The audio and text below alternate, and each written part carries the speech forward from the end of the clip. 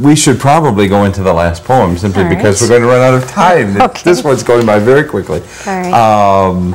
Why don't you go ahead and probably the title. I know the first word's lust. I'm forgetting the. Oh, I'm sorry. I took it from you. Lust is a hand-me-down. That's the full title. Okay. Okay. Lust as a hand-me-down. Elmore, Ohio, autumn 1935. Old women in mended dresses are making my mother a quilt. She is 24 and prettier this fall than last. She owns 3 dresses for teaching French and 1 for Sunday best. It's not haute couture, she says, pleasing her lips with French. She has never been to Paris, but at Elmore High they all speak French like her. This is the autumn my father writes love poems for the first time in his life. When he comes to call, he stays till after dark, but he is a gentleman. It's she who wheels him into the unlit corner of the porch. She wants to kiss completely and smell October in his hair. He is a gentleman, but he is 28, and it's been a long depression. He kisses her back.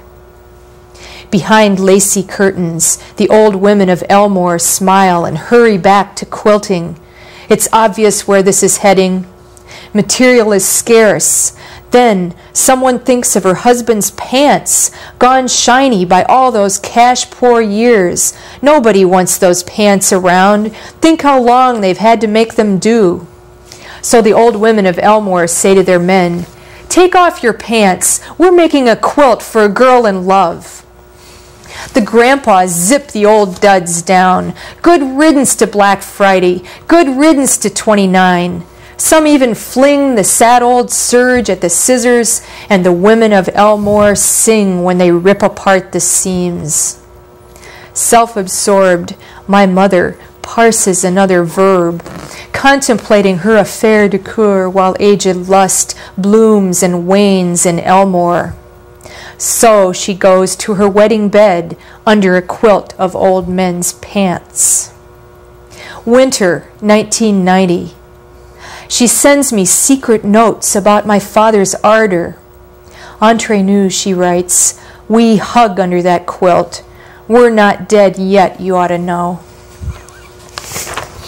You know, that's one of the few poems you wrote that has a strong sense of time. There is time there, finally, yeah. And it's neat because there's this long story, and then it leaps to the present. Yeah. And it's very nice the way you know what it is? It's a happy ending. Yes. Not very common in my poems, as you know. Yeah. That's a wonderful phrase too, that take off your pants, we're making a quilt for a young girl in love. There is a quilt in our house, in her house, that she recently confided to me was made from old men's pants. 50 years, I never knew that. Mm-hmm. Well then, we started talking about the purpose of poetry. What is poetry for?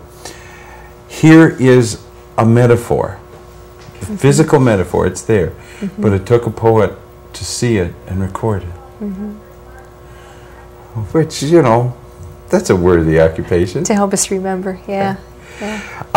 Your book, I should mention, since we're rolling to the end, is Home During a Dry Spell. And where can somebody who is interested buy it? Well, it's at the U of M Flint bookstore, and it's at Art Source downtown Flint. Okay. Do you have any plans to publish in the future?